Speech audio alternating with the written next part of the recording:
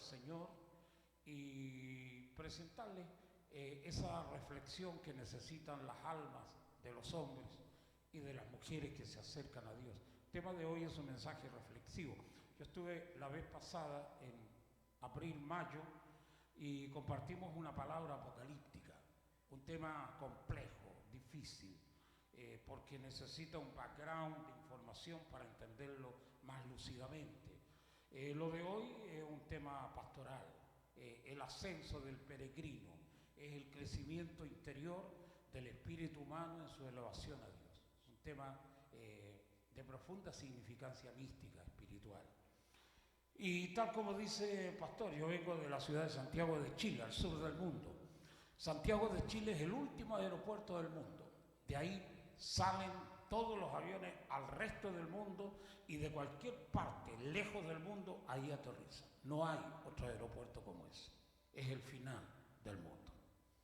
Y tengo la alegría de venir de tan lejos para aquí a Nueva Orleans, aparte el viaje que nos pegamos para allá, para el Medio Oriente, que llegamos nomás el viernes a la noche acá, hace 2 días, fue una experiencia mística extraordinaria. Lo que siempre escuché que la gente que va a Israel ya están locos por ir para allá, pero vuelven más locos cuando llegan de allá para acá. Y yo la verdad es que estoy tratando de hacerme un test a ver si realmente el viaje a la Tierra Santa me enloqueció, pero aquí me compuse, pero la verdad es que es una tierra sobrecogedora. La ciudad de Jerusalén no es una ciudad hermosa, como la mayoría de la gente cree. Eso lo escuché por primera vez del alcalde de la ciudad de Jerusalén, hace tiempo. Y él dijo esa frase: Jerusalén no es una ciudad hermosa, sin embargo, todos los habitantes del mundo quieren venir aquí, porque la carga emocional que tiene Jerusalén no se encuentra en ninguna otra ciudad del mundo.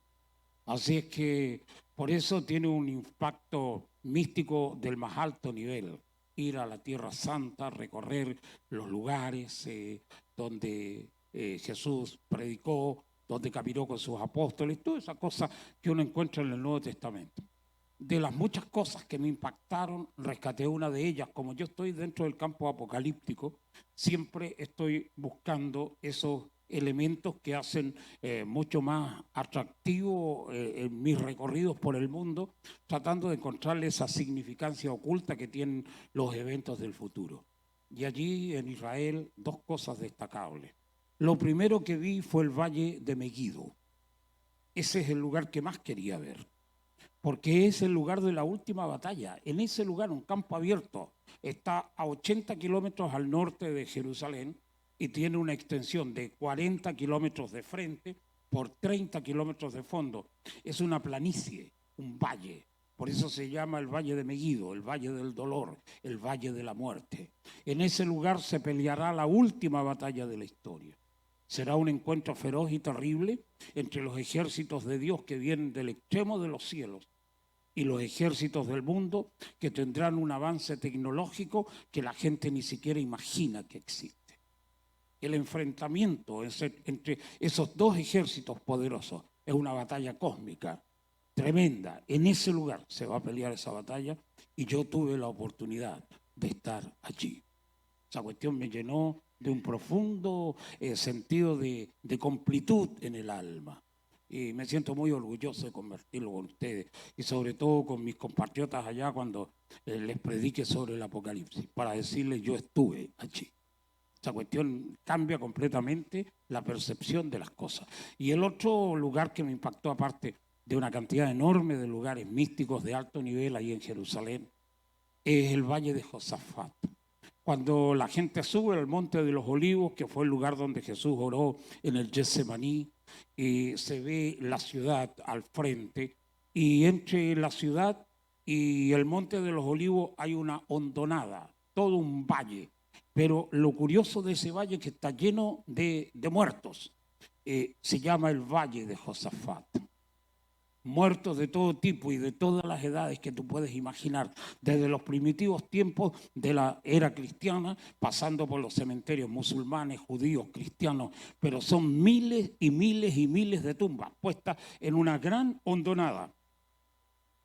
Ese es el valle de Josafat. Y la Biblia establece que en ese lugar, por eso es la cuestión trascendente, que en ese lugar Dios va a iniciar el juicio del fin de los tiempos. Y que todos los muertos de esa hondonada se levantarán para ser juzgados. Esa es la cuestión impresionante. Esas dos cosas, como yo estoy en la cuestión del Apocalipsis, fueron los dos lugares que más quería ver y tuve la oportunidad de mirarlos. Amigos míos, para mí es un placer estar aquí. Solo un milagro. Yo soy un predicador viajero. A lo mejor la vez pasada no tuve mucho tiempo de comentarles, pero soy un predicador de larga data. Yo tengo 75 años de edad. Estoy viejo, tercera edad absoluta. Y las caminatas que me pegué en estos peregrinajes fueron impresionantes. Y tuve buen rendimiento. No me llevaron en silla de ruedas a recorrer el Gólgota, de lo cual me alegro. Había un montón de viejos que lo llevaban. Ay, Dios mío. Aparte de eso, estuvimos en Grecia y en Turquía, en la zona del Bósforo, que es el lugar donde se separa Oriente y Occidente, la ciudad de Estambul y Constantinopla, por el lado del Asia. Dos continentes se encuentran en ese punto, Asia y Europa, una cuestión extraordinaria.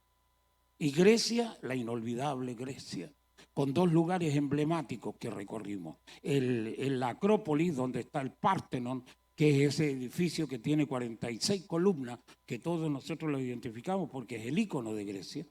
Y también el famoso Areópago, que nosotros lo conocemos en el Nuevo Testamento porque el apóstol Pablo predicó en ese lugar. Discutió con los filósofos, con la gente entendida de ese tiempo, y del Areópago la verdad es que queda en ruina. Es un tremendo peñón de piedra notable, y en ese lugar predicó el apóstol Pablo. Yo tuve la oportunidad de grabar un video en ese exacto lugar donde el apóstol predicó la palabra. Y lo hemos difundido y ha sido una bendición. Y sobre todo para mí, que soy un predicador viajero. Yo he sido evangélico toda la vida y he tenido la alegría de llegar a ser pastor de iglesia, lo cual a uno le da una tremenda ventaja porque cuando tú llegas a ser pastor la gente te mira con más respeto. Si no llegas a ser pastor no dan una moneda por ti, pero cuando llegas a ser pastor entonces la gente te mira con otro ojo. Es lo que yo he vivido y me he experimentado. Ahora, llegué a ser pastor de iglesia de la manera más rápida que se puede llegar a ser pastor. Hay que casarse con la hija del pastor. Y cuando tú te casas con la hija del pastor, enseguida tu suegro, que es el pastor, te abre camino y empezás la ruta pastoral. Eso me pasó a mí, así es que me casé con la Erika, mi mujer, el año 70, junio del 70. Llevamos 52 años de casados. Y esperamos tener la alegría de verles algún día cuando vengamos juntos dentro de un año acá a esta ciudad de Nueva Orleans. Dios mediante. Ha sido una buena experiencia, una buena aventura. El matrimonio es una cuestión compleja, no es fácil. Por eso el diablo todavía está soltero, ni loco casarse. A veces pienso, Señor, ¿qué castigo le daríamos al diablo? Y entonces se me ocurre que habría que casarlo, pero no con cualquier diableza, porque los diablos se casan con las diablezas. No cualquier diableza, tipo Lilith, que es la más famosa de todas las diablezas de la historia. Habría que buscarle una diableza que tenga madre, para que el diablo tenga suegra, es lógico. Ahí va a conocer lo que es el infierno, el tipo.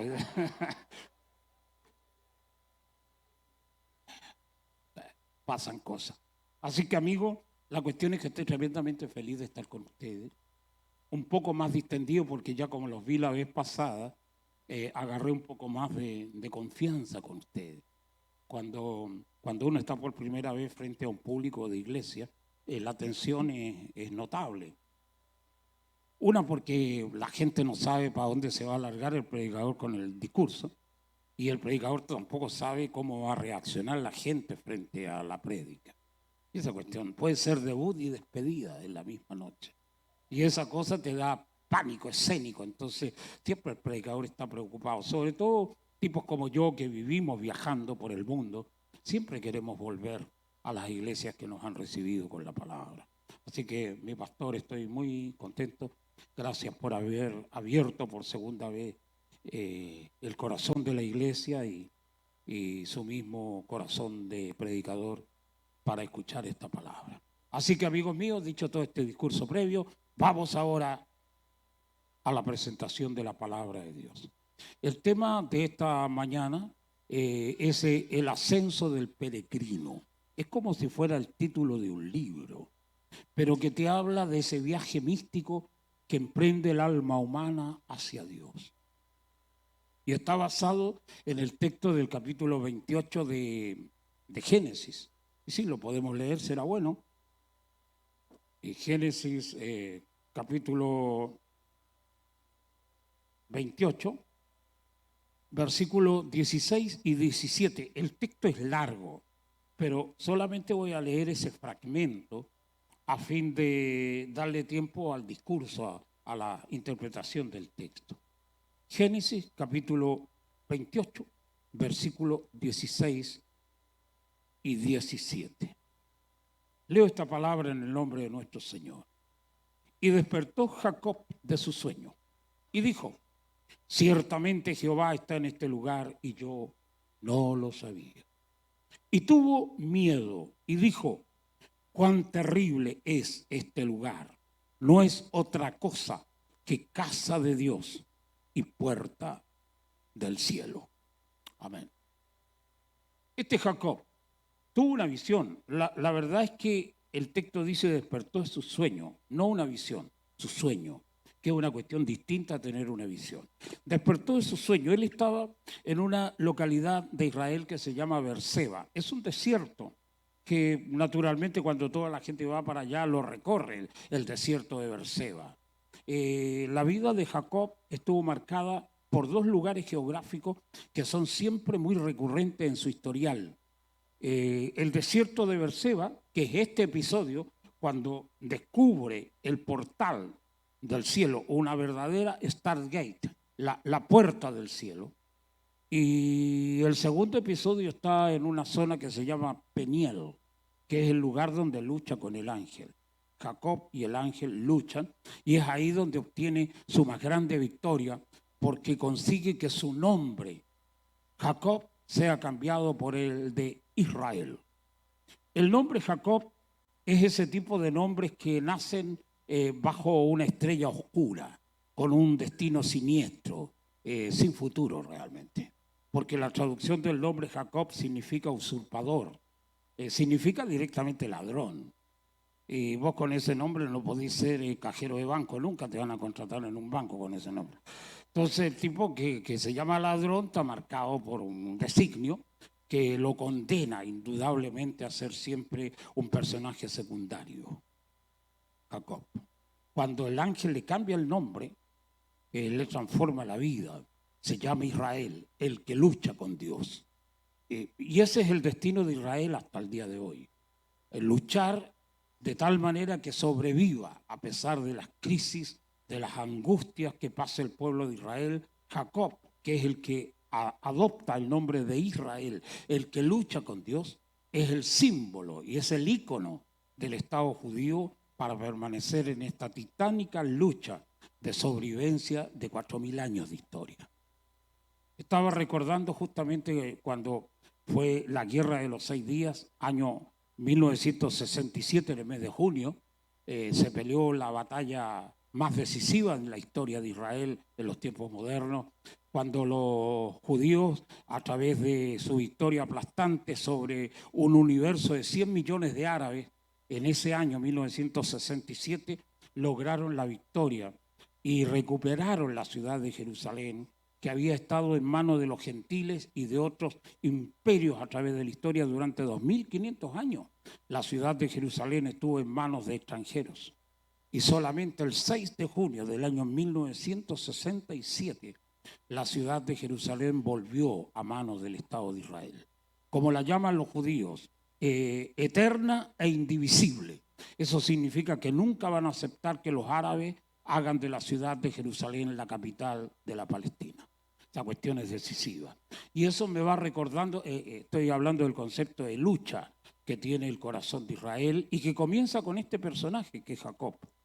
Y recordé en su momento, en una de nuestras grabaciones, el hecho que Moshe Dayan, que fue el capitán, el comandante general de las Fuerzas Armadas de Israel en la Guerra de los 6 días, que es la guerra más decisiva de la historia de Israel en el tiempo moderno, le preguntaron qué haría, si haría lo que hicieron en Masada los judíos, que se suicidaron, ustedes deben recordar ese evento, cuando casi 1000 personas de la Judea se inmolaron, se envenenaron, igual que Jim Jones en Guyana, los tipos murieron por la invasión romana. Eso ocurrió en el año 73 de la era cristiana.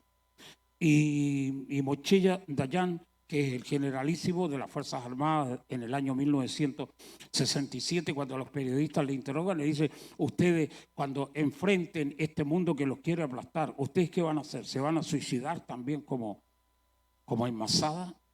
Y Moshe Dayan, el gran general de los ejércitos de Israel, dijo, nosotros no tenemos el complejo de Masada. Nuestro complejo es el de Sansón. Si tenemos que enfrentar la muerte, vamos a matarlos a todos en este perro mundo sin Dios. Así de claro. Israel tiene una potencia bélica impresionante, una cantidad significativa de armas nucleares, cohetería de primer nivel para mandarla a todas partes del mundo. Extraordinario el ejército de Israel. Es la primera potencia en ese nivel. Y los tipos están decididos a que si los atacan, van a morir con todos los que lo ataquen. Por lo tanto, la ferocidad con que se enfrenta este tema de la lucha por la sobrevivencia es total en Israel. Yo la ciudad la vi rodeada de soldados, llena de militares por todas partes. Y todos con unas tremendas ametralladoras cruzadas sobre el pecho. Incluso en el Muro de los Lamentos, donde es un lugar religioso, una decena de militares ahí en el Muro de los Lamentos.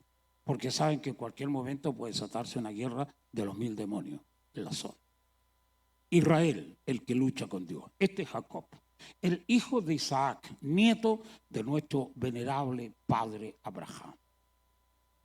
Jacob. Vivió 110 años el viejo Jacob. De los 110 años, pasó 100 años siendo un pecador, bandido. Hasta Dios había perdido la esperanza de cambiarlo, pero cuando llegó a los 100 años se convirtió en bueno. Algo le pasó al viejo y dejó de ser malo, pecador, ladrón, truán, sinvergüenza, caradura. Perdió todas esas características de su vida. Así que los que están luchando por convertirse, ya sabe, a uno que le costó 100 años convertirse. Así que tú tienes algo de oportunidades también para lograr esa meta. No se desesperen, amigos. Así que ahí está Jacob, nuestro padre Jacob. El tipo tiene un sueño y cuando despierta siente miedo, un pavor, un pánico tremendo, porque él descubre una cuestión que es sustancial. Ciertamente Jehová está en este lugar y yo no lo sabía. Esto no es otra cosa que casa de Dios y la puerta del cielo. Hay otra traducción en español que dice, esta es casa de Dios y es el portón del cielo, la gran puerta cósmica, donde la gente tiene posibilidad de contactar con los mundos divinos. Y he escogido este texto porque tiene una significancia tremenda, no solo la visión, en el ascenso del peregrino, que es el nombre del tema, sino que hay un detalle extraordinario en la crónica que aquí no leí por la extensión del tiempo. Y dice que Jacob tuvo el sueño, consistió en que veía una escalera que estaba apoyada en la tierra y cuya cúspide tocaba el cielo, donde el Señor Jehová estaba ubicado en el extremo más alto de la escalera. Esta palabra, la escalera, que es un símbolo místico de crecimiento espiritual muy profundo, aparece solo 3 veces en la Biblia. La primera de ellas en este texto, Génesis 28. La segunda vez que aparece el término escalera en la Sagrada Escritura es cuando habla en el libro de los Reyes acerca de la construcción del Templo de Jerusalén. Y el tercer lugar donde está ubicada la expresión escalera es en el libro de Ezequiel, donde se habla acerca del templo futuro de la historia. Son solamente 3 niveles, 3 lugares donde aparece la expresión escalera en toda la Biblia. Y lo curioso de esta escalera, que después te lo dice el texto de Reyes y te lo relata después el texto de Ezequiel, es que la escalera no es como la escala del carpintero, que son 2 verticales con unos travesaños que te sirven para subir o para bajar los peldaños. Esta escalera es extraña, rara, mística, de un profundo significado espiritual. Es una escalera de caracol, ¿sí? Retorcidas. Muy bien. Extraordinario el símbolo. Esta escalera de Jacob, la escalera de Reyes y la escalera del libro del profeta Ezequiel. El significado místico es impresionante porque la escalera de Jacob y la escalera de Reyes y de el libro de Ezequiel es una escalera de caracol que es idéntica al ADN humano. Idéntica. Tiene las 2 barras que se llaman hebras en términos biológicos, 2 hebras, y tiene los peldaños que son como el ADN, las 4 letras significativas de la vida, A, C, G, T, que son todas proteínas que constituyen la esencia de la vida humana y de todas las vidas de todos los seres vivos, incluso de las bacterias. El ADN, 4 letras, las mismas 4 letras que tiene el nombre sagrado de Yahvé, el Señor. Toda esa cuestión de alta mística, viejo. Es impresionante las coincidencias. Ahora, para que estos tipos hayan tenido la información de la escalera de caracol, que es la que produce el ascenso del alma humana hacia Dios, que es similar al ADN humano, que también es una escalera de caracol, y que interpreta el crecimiento del alma hacia Dios. Una simbología impresionante. O sea, esta gente no tenía ninguna manera de saber que la imagen de la escalera de caracol representa el ADN. Ninguna forma. Si esas cuestiones no se conocían. El ADN recién se empezó a hablar del ADN en el año 1950 con un par de científicos extraordinarios, entre ellos James Watson, que escribió un libro que se llama La doble hélice. A Watson y a otras partes de su equipo le dieron el premio Nobel de Medicina justamente por su contribución al descubrimiento del ADN. El genoma humano, que está relacionado con este tema del ADN, recién se completó en el año 2000, cuando Bill Clinton todavía era presidente de la República de Estados Unidos de América. Toda esa cuestión, historia. Cuando uno ve la escalera de caracol desde arriba, es decir, no cuando la ves como se enrolla, sino cuando la miras como si estuvieras mirándola con un dron hacia abajo, la estructura de la escalera de caracol es una espiral. El espiral es la única figura geométrica constante en los universos. Si ustedes alguna vez han visto las constelaciones, han visto la Vía Láctea o han visto algún otro tipo de formaciones de las estrellas en los universos por las fotografías que te aportan los gigantescos telescopios que hoy existen, son todas espirales. Y es la figura desde arriba de la escalera de caracol. La espiral es una figura geométrica única en el universo. Los expertos dicen que en la naturaleza no existen las líneas rectas, que donde quiera que hay líneas rectas es porque la mano de alguna inteligencia las trazó, pero que todas las figuras que Dios diseñó en los mundos son todas curvas, y la principal de ellas es justamente la espiral. Entonces, la interpretación mística que hay sobre esto es una cuestión sobrecogedora, porque la escala de Jacob, la escalera de Jacob, habla de ascenso, pero también de descenso. El texto dice que los ángeles subían y descendían. No usa el término bajaban. Es curiosa la forma como el texto te presenta las ideas, porque puedo haber dicho perfectamente, bien, si subían, bajaban. No usa el término bajar. La interpretación dice subían y descendían. ¿Por qué? Porque es como dicen los altos místicos. que la escala de Jacob representa el posicionamiento de todas las criaturas de todos los universos, que pueden subir o pueden bajar después de la evaluación que Dios hace cada cierto tiempo en los eones de la historia. Por eso el juicio no es el juicio final.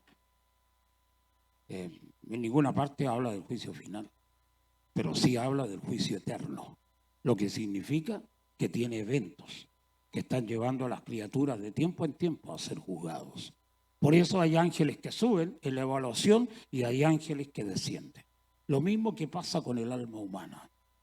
Por eso Jesús lo dijo en esa frase mística de un profundo contenido espiritual.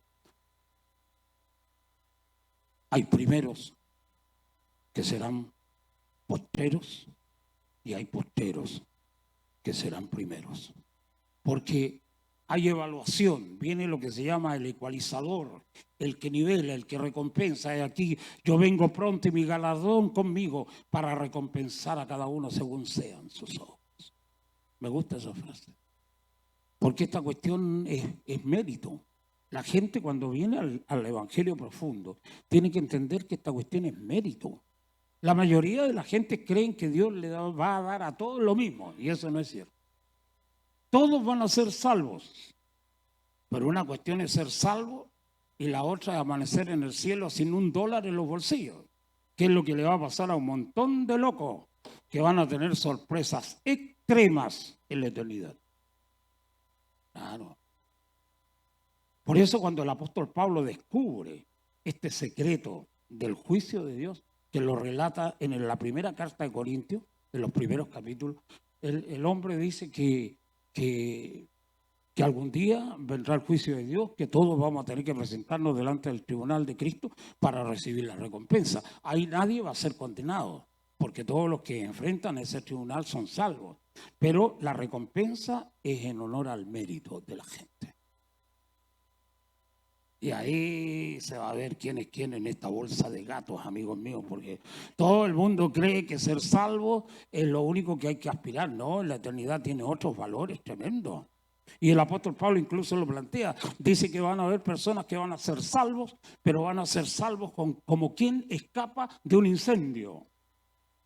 ¿Tú te imaginas esa escena? Escapar del incendio con lo puesto. Si es tiempo de invierno, los locos duermen con pijama, ¿viste? Y salen así con el pijama escapando, pero si es verano, caliente como aquí en Nueva Orleans, los tipos generalmente duermen desnudos como los gusanos y así también van a salir por los techos escapando. Así va a ser esta cosa en la eternidad. Desnudo y a los gritos como Tarzán de la selva en los viejos tiempos. Eso es lo que le espera a la gente que no trabajan para Dios. Por eso cuando el apóstol Pablo descubrió este secreto, se dedicó a dar su vida por Cristo, a trabajar intensamente, con una pasión increíble en el alma. Amén, me gusta eso. Porque cuando la gente trabaja para Dios, sabe que existe la recompensa, que Él es galardonador de los que le buscan, dice el texto. Por lo tanto, sí.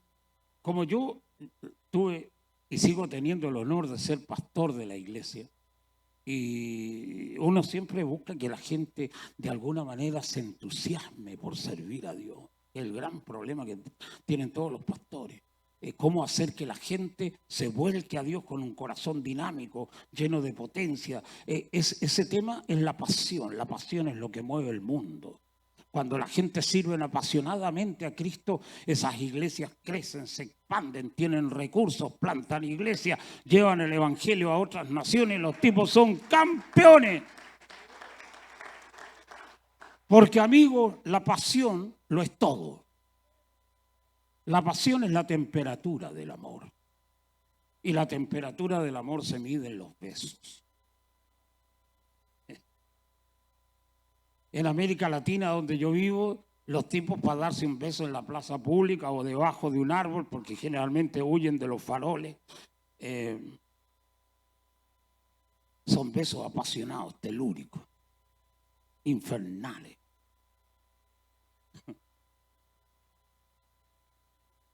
Siento fuego en el cuerpo y tengo fiebre en el alma. Me gusta esa canción de Nelson Ned, brasileño. Extraordinaria la expresión, porque te habla de la pasión. Cuando los tipos se besan, el beso es terrible. La policía tiene que venir para apartarlo a los dos locos. El problema es que cuando esos mismos tipos se casan, después hay que llamar a la policía para que el tipo le dé un beso decente a la mujer, porque cuando la gente se casa generalmente pierde mucho la pasión. Claro. Lo que más querían era estar juntos y ahora que están juntos, lo que más quieren es dormir aparte. Esa cuestión es así. De eso se queja Dios de su iglesia cuando dice esa frase tremenda y terrible. Una cosa tengo contra ti. Has dejado tu primer amor. Esa cuestión es terrible. La gente perdió la pasión, perdieron la pasión, la fuerza por Cristo. Perdieron el entusiasmo, como le pasa a mucha gente de segmentos pentecostales, como puede ser el caso de las iglesias nuestras. Dicen los expertos que cuando un pentecostal pierde el fuego, o se apaga o se va debilitando la llama de la pasión en el corazón pentecostal, después para volver a encender a ese pentecostal, generalmente no hay ninguna forma de encenderlo de vuelta, locos. La única manera de calentarlo de vuelta es quemándolo a lo bonzo, meterle combustible y después un fósforo. ¡Pah! Porque cuando el pentecostal pierde el fuego, generalmente nunca más lo recobra. Por eso nunca hay que enfriarse, amigos. Nunca. Porque para volver a levantar la temperatura del alma cuesta un mundo después.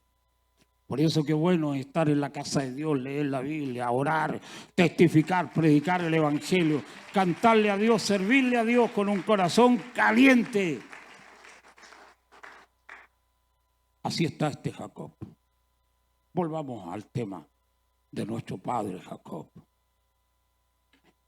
La elevación, el crecimiento, los ángeles suben y descienden. Así va a ser la evaluación siempre. Y como sabemos que Dios va a evaluar en un juicio tremendo a la iglesia, entonces tenemos que trabajar para él. Es como dijo el apóstol, yo he trabajado más que todos ustedes, le dijo a la gente de su tiempo. Y luego agrega como sintiendo un poco vergüenza de lo que acaba de decir, porque lo dice casi con altanería. El tipo dice, pero no yo, sino la gracia de Dios en mí. La gente tiene que trabajar para Dios, porque en algún momento vendrá la recompensa. Y sinceramente la única forma de entusiasmar a gente como ustedes para que trabajen para Dios es que vean la recompensa, que la vean, que la visualicen, que lleguen no solo a imaginarla, sino a creerla. Porque cuando la gente cree que Dios paga y paga bien, entonces la gente trabaja para Dios. ¿Por qué trabajan ustedes en sus trabajos seculares? Porque les pagan, porque si no se morirían de hambre, a menos que fueran Rockefeller. Mañana se van a levantar temprano, van a agarrar esos automóviles que son seguramente a la línea de los Cadillac y van a partir para su trabajo, a ganar cientos de dólares en menos de una hora. Bueno, ¿en qué país estoy? Soy de esos locos que creen que los dólares crecen en los árboles de la vereda. Pero harán un esfuerzo y estarán esforzándose, venciendo el sueño, el desánimo y el frío que va a venir mañana, que es peor que este que tenemos ahora. Porque necesitan trabajar y porque creen en la recompensa. Creen que el esfuerzo dará resultados positivos. Cuando uno trabaja para Dios también tiene que tener clara la imagen de la recompensa. Que cuando sirves a Dios, porque Dios te va a recompensar. Y tienes que trabajar para el Señor con un corazón lleno de fuego, caliente el alma, sirviendo a Dios con entusiasmo, con pasión, con ganas. Que se te note que realmente amas a Dios haciendo lo que haces. Amén. Amén. A veces veo gente, porque esta cuestión se parece al matrimonio. Hay gente que están casados y le pregunto al hombre, como le preguntaría a alguno de los señores que veo en las primeras filas, que por sus rostros descubro que están casados. Y sinceramente los felicito por estar casados, amigos, porque si estuvieran solteros y con esas caras, No atraparían una novia ni anunciándose en el diario de la ciudad o por Facebook. Porque para atrapar novia tenés que tener cara de amante, los ojos de los enamorados son 2 láser en cada pupila, uno. Cuando lanzan la mirada, electrocutan a la víctima, las mujeres las deshacen con la mirada. Se parecen a los basiliscos que mataban a sus víctimas con la mirada. Pero un tipo casado tiene ojos de cordero degollado, de pescado muerto, unos ojos turbios, grises, hundidos. Por eso cuando se trabaja para Dios hay que tener ganas, entusiasmo, vitalidad. Y cuando trabajas para Dios ocurren cosas maravillosas. Dios te mantiene sano, te mantiene bendecido. Los problemas que te pueden rodear, Dios se encarga y le manda a los ángeles que te abran camino, como cantamos. Dios se preocupa y se ocupa de hacer que tu camino esté expedito para servirlo. Amén. Qué bueno es Dios. ¿Cómo podríamos lograr que la gente se entusiasmara sirviendo a Dios? La palabra entusiasmo viene de una voz griega que significa enteos, que significa en Dios. O sea, que la gente que tiene entusiasmo es gente que está conectada a Dios. Como dijo Cristo en su palabra eterna, yo soy la vid y ustedes son los pámpanos. Y separados de mí, nada podéis hacer. Cuando la gente está en ese entusiasmo de gloria, están conectados con Cristo, están conectados a esa corriente industrial de 380 volts. Hay otros locos que funcionan a pilas, que si fueran de la Duracell sería bueno, pero son de esas pilas baratas que venden como 10 por $1 allá en mi país. Entonces se agotan rápido.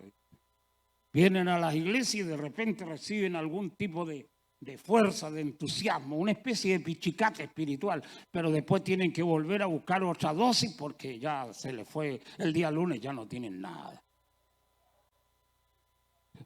Es la droga, ¿viste? En el lenguaje de los traficantes.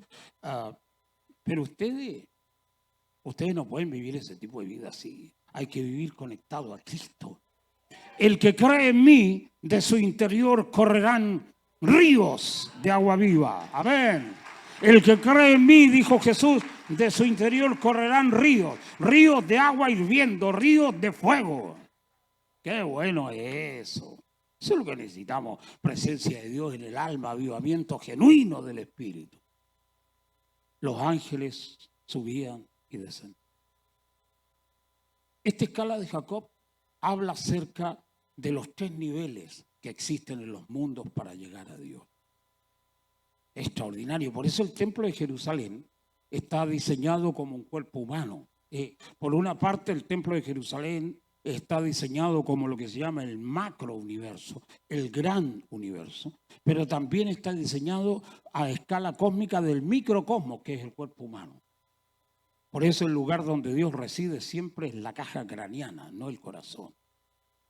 La caja craneana, donde está el cerebro, donde está la mente, donde está el centro operativo de la voluntad.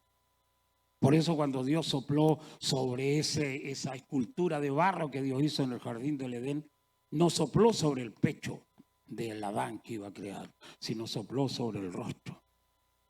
Porque ese es el lugar de la residencia divina.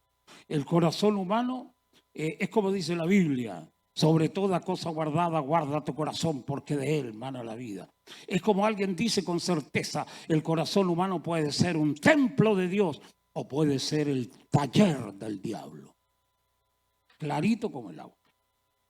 El corazón humano es pendulante, como los viejos relojes esos que tenían un péndulo que impresiona porque marcan el tiempo oscilando de derecha a izquierda a derecha. Es como Dios dijo en el Salmo 95, este es pueblo que divaga de corazón. Esa expresión divagar significa que vaga en 2 puntos. No tiene estabilidad, no tiene fidelidad, porque la fidelidad es la estabilidad emocional del alma en presencia de Dios. Estos locos son pendulantes. Un día tienen a Dios, otro día tienen al diablo. Un día son evangélicos, otro día son paganos. Algún día están tocando el cielo y otras veces en las puertas del infierno. Ese tipo de gente. Vacilante, ondulante, divagante. La expresión viene del griego que significa dividir, diablo, por eso tiene ese nombre tan desastrosa la fuerza oscura, porque el tipo divide, divorcio viene de la misma raíz, división, todas esas cuestiones están relacionadas con esa oscilación. En cambio, Dios es fiel, permanece fiel. Inmutable, en Él no hay mudanza ni sombra de variación. Qué buena la palabra. Por eso Dios es correctamente estable. Y entonces el corazón es un lugar que queda en el centro del cuerpo humano, que es el microcosmos. Es como el templo. Por eso la Biblia lo dice, vuestro cuerpo es el templo del Espíritu. Es así, exactamente como lo dice el apóstol. Es un templo. Y el templo de Jerusalén estuvo construido de la misma forma, la misma arquitectura que tiene el cuerpo humano. Y cuando la gente sube hacia Dios, porque de eso se trata el tema de ahora, cuando la gente sube hacia Dios, entonces el ascenso por la escala de caracol es la cuestión mística que estaba en el templo de Jerusalén. El templo de Jerusalén tenía 3 niveles, 2 de ellos al nivel del piso y el superior. Y desde la calle hacia abajo había otro nivel, porque ese primer nivel, el más ínfero de todo, representa el infierno. El segundo nivel, a nivel de calle, representa la tierra, el plexo solar. Y el tercer nivel, que sería el segundo piso del nivel de calle hacia arriba, representa el lugar donde Dios habita, el cielo. De eso se trata la escalera de caracol. El hombre, viene desde los lugares infernales, que están siempre relacionados con la sexualidad humana. Todos los seres humanos nacieron sexuados, por lo tanto la batalla de la cuestión sexual es infernal en la vida de la gente. Impredecible. De repente se desatan esos estallidos que te sorprenden. Temas de adulterio, fornicación, pecados sexuales, comportamientos anómalos de la sexualidad humana, pedofilia, los tipos tienen tendencia al lesbianismo, a la homosexualidad, cuestiones anómalas. Y de repente perversos, incestos, entre medio, un montón de cuestiones que están dentro de los campos infernales. Ese es el lugar donde el hombre nace. Todas las criaturas nacen en el infierno. Y en el ascenso hacia Dios, por esa escala de caracol, que es todo un símbolo, los tipos tienen que ir esforzándose en un nivel extremo para llegar a ser santos como Dios es santo. Es el problema del alma humana. Por eso la lucha es terrible. Es como dijo el apóstol, ya no tenemos lucha contra carne ni sangre. Pero eso lo dice un tipo que ha vencido a la carne, que ha vencido las pasiones carnales, que ahora ya no es humano, es ángel. Un tipo que realmente ha alcanzado niveles espirituales en los altos niveles cósmicos extraordinarios. Por eso dice eso, porque también su campo de batalla ya no tiene que ver con los problemas del mundo, sino que tiene que enfrentarse a ejércitos cósmicos, a ejércitos donde las fuerzas diabólicas son terribles y espantosas. Pero él ha sido capacitado para enfrentar esas huestes espirituales. Por eso el alma humana nace en el infierno, vive en el infierno y le cuesta mucho emerger, subir hacia el cielo. Entonces, cuando la gente viene a las iglesias, y el apóstol Pablo lo señala muy claramente en su carta del libro Romanos, dice que hay 3 tipos de hombres. El hombre animal, que es el que está en el infierno, el hombre carnal, que es el que logra subir al plexo solar, al segundo nivel de la escala de caracol, y el hombre espiritual, que es aquel que logra penetrar en las altas estructuras del espíritu y llegar cerca de Dios. Ese es todo el misterio. Por eso cuando uno viene a las iglesias, viene justamente a buscar santidad. Viene a buscar la forma de ir subiendo por esta escala mística que te eleva hacia Dios. Y de repente cuando el tipo está en las iglesias, como todos nosotros, siente de que de una manera el diablo lo agarra de las patas de los zapatos y lo tira para abajo, para el infierno. Y Dios lo agarra de las manos y lo tira para arriba, para el cielo, y entre los dos te van a descuartizar, como en los viejos tiempos de la Edad Media, cuando con 4 caballos agarraban a un cristiano y lo hacían pedazos en las 4 patas y las 2 manos y los 2 pies. Es terrible. ¿Sabéis qué es lo que dice el apóstol sobre esa tragedia? miserable hombre de mí, ¿quién me librará del cuerpo de esta muerte? Porque él recurre en la carta de Romanos a una gráfica que es tremendamente comprensible e importante en su tiempo. En los tiempos de los romanos aplicaban la muerte de la cruz y aplicaban también otro tipo de muerte para los tipos que eran homicidas generalmente. Se los atrapaba y ipso facto y en el momento mismo agarraban la víctima que ya estaba muerta, se la amarraban a la espalda al tipo con unos cordeles, una soga que no se las podía desatar por ningún motivo, le ponían el cadáver de la víctima encima del lomo al asesino y lo sacaban lejos de la ciudad y lo mandaban a morirse. La muerte era segura para el asesino. Dos cosas lo mataban: el espanto, el espantoso hecho de tener un muerto sobre sus espaldas, el miedo de llevar un cadáver sobre las espaldas, y lo otro, la descomposición cadavérica, que mientras más calor hace, los gusanos empiezan a salir del cuerpo del muerto y a comerse al loco que está vivo. Una cuestión impresionante. Dice que nadie se escapaba de la muerte con semejante castigo. Y el apóstol Pablo es lo que nos dice: llevo un cadáver sobre mi espalda. Y le pide a Dios que lo libere, porque la única forma de liberarse de esa muerte es que alguien intervenga desde fuera, que corte las ligaduras, las prisiones, las cadenas y lo declare libre. Por eso él gime. Pero después, andando el tiempo, lo encontramos diciendo esa frase de oro: ya no vivo yo, sino que vive Cristo en mí. Amén. Eso es el ascenso del cristiano. Amén, vamos. Sí, Dios es bueno y para siempre son sus misericordias. Entonces, el alma está en los infiernos, que generalmente igual que la espina dorsal, porque la simbología es muy parecida a la escalera, porque la espina dorsal tiene 33 vértebras, que son similares a los 33 peldaños que tiene la escala. Y esto es una cuestión simbólica. Cuando tú estudias alta mística te vas dando cuenta de las coincidencias. Por eso los números son tan preciosos y son tan importantes en esta cuestión que tiene que ver con la interpretación bíblica también y de otros eventos religiosos. Y sobre la primera vértebra reposa el cráneo, la caja craneana. Y de ahí para abajo hasta el coxis. Y en la parte más baja de la espina dorsal están los órganos sexuales, los genitales, el verdadero infierno de la vida. Es un problema serio. Por eso la gente a veces tiene muchas luchas sexuales.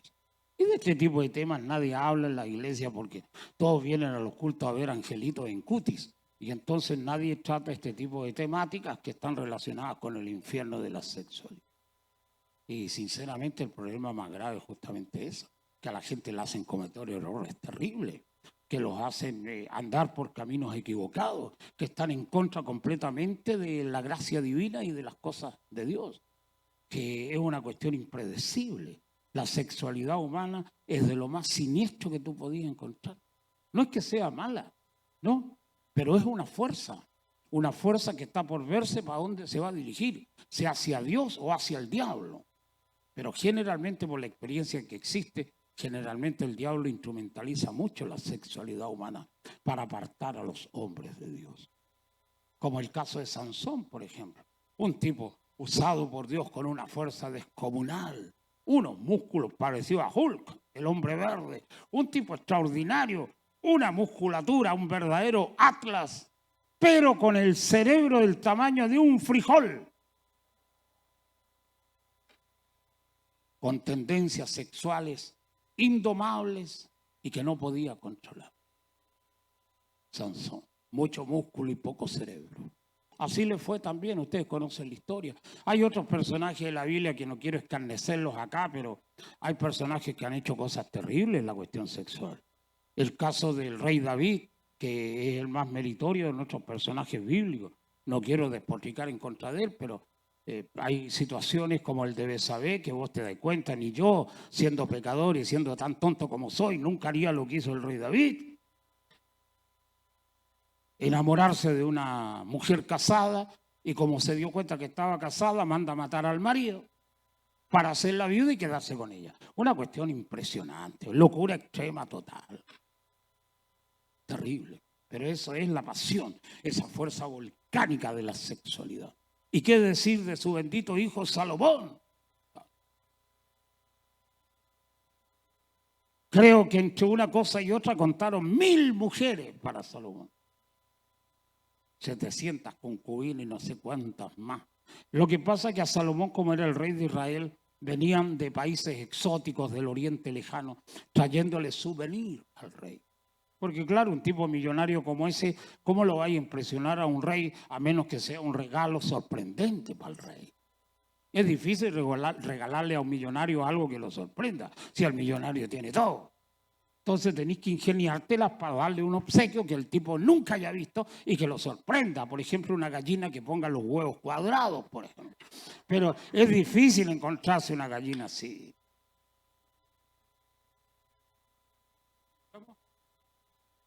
No hay problema. Y yo lo encuentro bueno. No hay drama.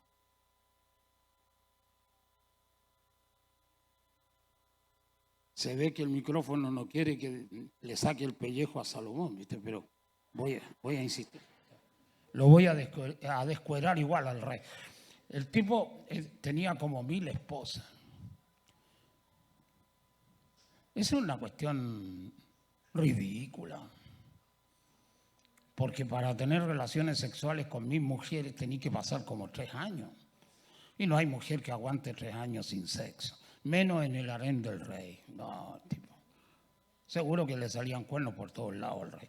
Yo lo que creo es que esa cuestión es tontera nomás. Po. ¿Cómo puede un tipo tener 1000 mujeres? Mira tú con una, ¿cómo estás?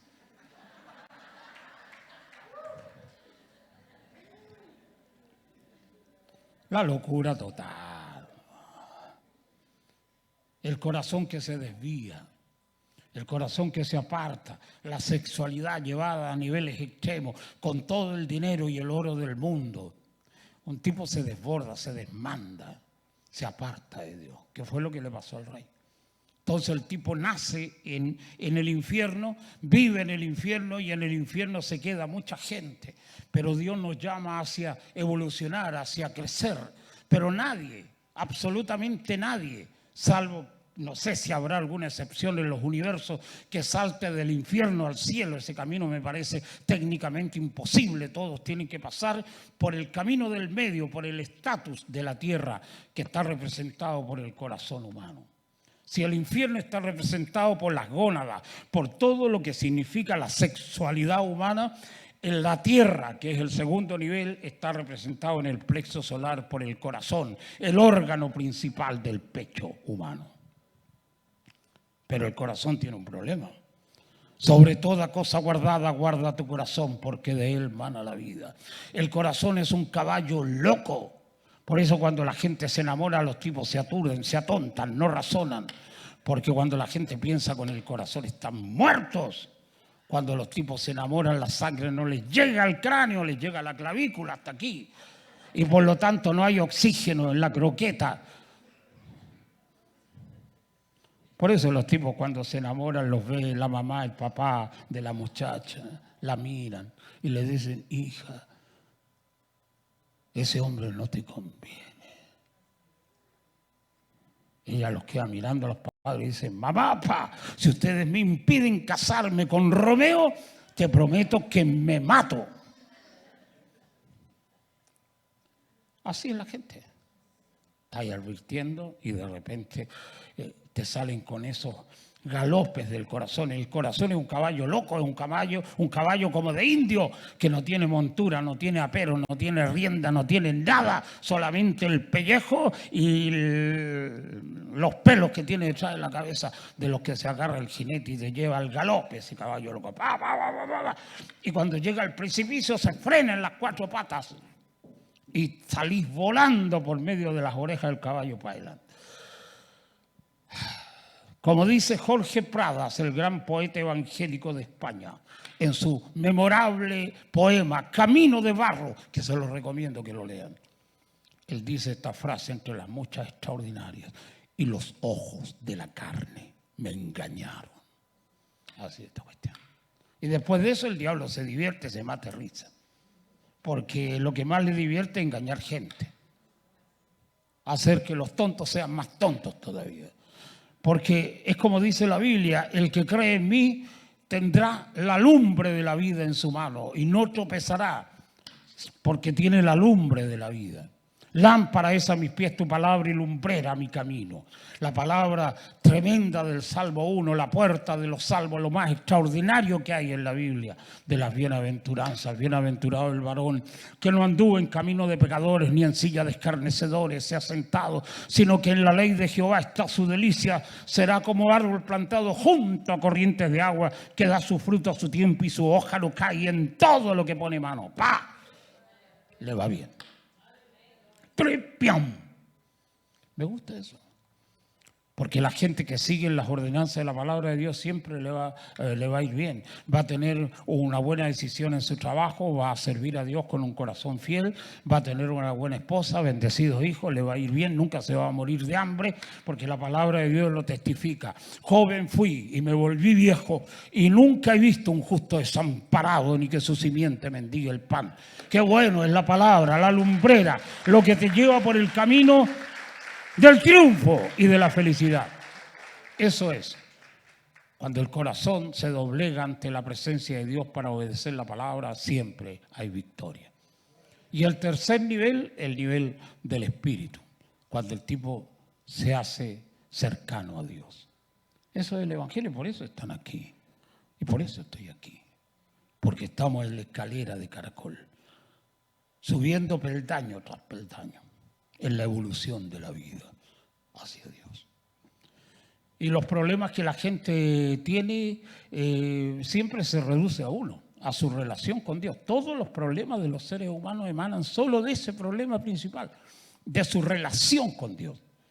Incluso si los tipos están enfermos, es un problema de relación con Dios.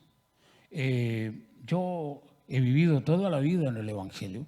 Y ya les dije, tengo 75 años, he pasado una cantidad enorme de experiencia, he conocido gente de una gran trayectoria espiritual y me crié en una iglesia donde los pastores, mis pastores, viejos pastores, partían de una tesis, que la gente se enferma porque tienen una descompensación en los mundos espirituales. Y a la gente le decían, si vos estás enfermo, es porque en algún lugar abriste la puerta para que la enfermedad penetre. Así que ahora arrepiéntete de tus pecados y vaya a sanar sin necesidad que oremos por ti. Los tipos eran brutales, ¿eh? Yo reconozco que ese es el método extremo. Hoy en día la gente está enferma, va a la clínica, al hospital, se hace unos estudios, una radiografía, unos escáneres. En lo que menos piensan es revisar el currículum que tienen para arrepentirse de las macanas que se han mandado. Lo que menos piensan. Amigos míos, esta cuestión es real. Así dice la Biblia. Jehová alejará de ti toda enfermedad. Deuteronomio 28. Extraordinario el texto. Porque las enfermedades rodean a la gente. Pero cuando tú cumples la voluntad de Dios y vives de acuerdo al mandamiento divino, el Señor reprende las enfermedades, las aleja, las sopla. Váyanse. No rodeen a esta gente mía, no rodeen a la gente que ama la palabra y el mandamiento divino.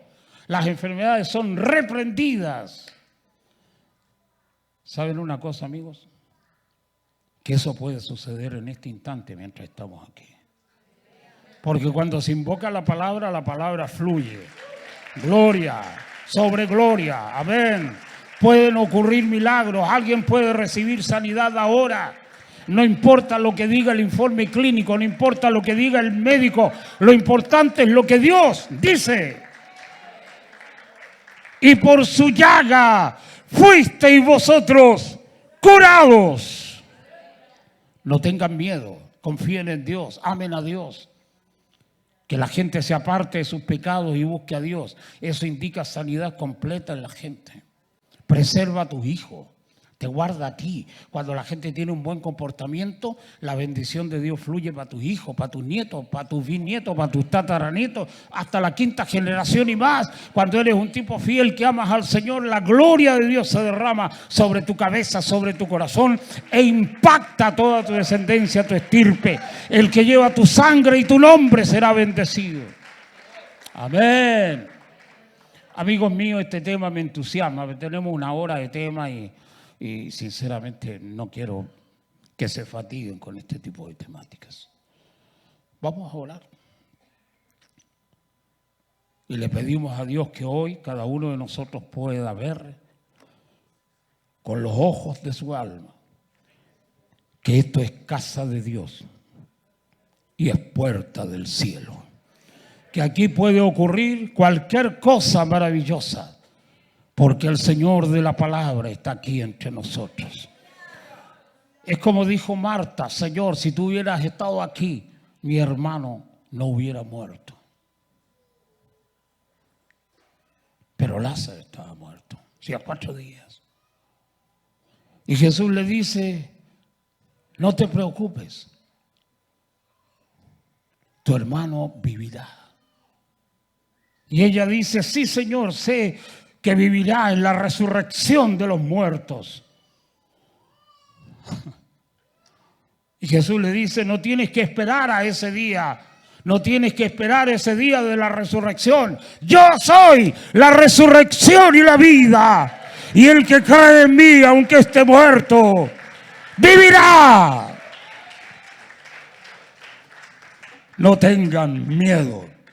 ¿Quieren ponerse en pie, hermanos? Oh, bendito el Señor. Amén. Tenga fe, crea, pida. Pidámosle perdón a Dios. Cambiemos el curso de nuestras vidas. Ascendamos por esta escala del Espíritu hacia el Eterno.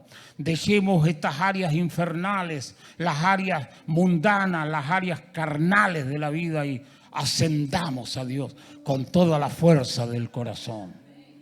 Usted no tenga miedo, tenga fe. Porque el Dios de los imposibles está aquí para bendecirnos. Como el estanque de Betesda, donde la gente iba y el que primero tocaba las aguas después de la agitación de las mismas era sano de cualquier enfermedad. Jesús andaba por el alrededor de ese estanque y había alguien que hacía 38 años que había intentado ser sano y nunca lo logró. Porque nunca llegaba primero, porque siempre alguien se le adelantaba. Y el diálogo con el Hijo de Dios es tremendo. ¿Qué quieres? Tener en tu vida, ser sano, Señor. ¿Por qué estás aquí? Porque no tengo amigos que me lleven al agua cuando el ángel toca las aguas. No tengo amigos, perdió familiares, amigos. Nadie tiene interés en un hombre que tiene 38 años de enfermedad. El hombre ha perdido la oportunidad de tocar las aguas revueltas por el ángel. Pero Jesús le dice: no tienes que esperar que el ángel venga a revolver las aguas. Yo soy el Señor de los ángeles. Levántate y anda. Eso es lo que Dios nos dice en esta hora. No importa el problema que tengas, la situación que estés viviendo. Esta escala de gloria que nos conecta con los mundos espirituales se abre frente a nuestros ojos. Hoy puede ocurrir en este momento lo que nunca ocurrió antes en tu vida. Y lo que tú crees con tu corazón, lo puedes ver con tus ojos ahora. Porque esto es casa de Dios y es la puerta del cielo. Levante su mano en el lugar que está. Amén. Si ustedes permanecen en mí y mis palabras permanecen en vosotros, pedid todo lo que queréis y el Padre los oirá y les será concedido. Amén. Señor, de acuerdo a tu palabra, estoy aquí orando con tus gentes maravillosas. Yo sé que pueden ocurrir milagros. Tú conoces nuestras vidas. Conoces la vida y el corazón de tu iglesia. Señor, trae ahora sobre este pueblo tuyo la bendición de tu palabra. Que ocurran milagros tuyos, hechos inesperados, milagros inesperados, cosas sorprendentes, cuestiones que jamás imaginamos que pueden pasar, que ocurran ahora. por el poder de tu palabra. Eleva nuestras vidas en este crecimiento espiritual. Sácanos, Señor, de los mundos infernales y eleva nuestras almas hacia ti, pasando por este plexo solar donde está el corazón, caballo loco, corazón indómito, pero sometido a tu palabra para que obedezca tu ley. Haz que el corazón de tu iglesia te sirva y te ame. Elévanos, Señor, hacia ti. Permítenos descubrir tu presencia y explorar esos mundos gloriosos en los que tú habitas. Señor, permítenos habitar en tu tabernáculo y morar en tu monte santo.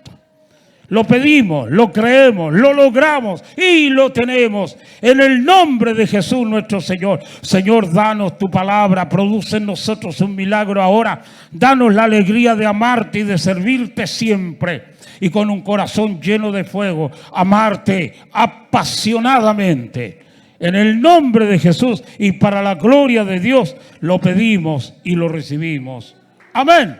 Que Dios nos bendiga mucho más que hasta ahora. Amén.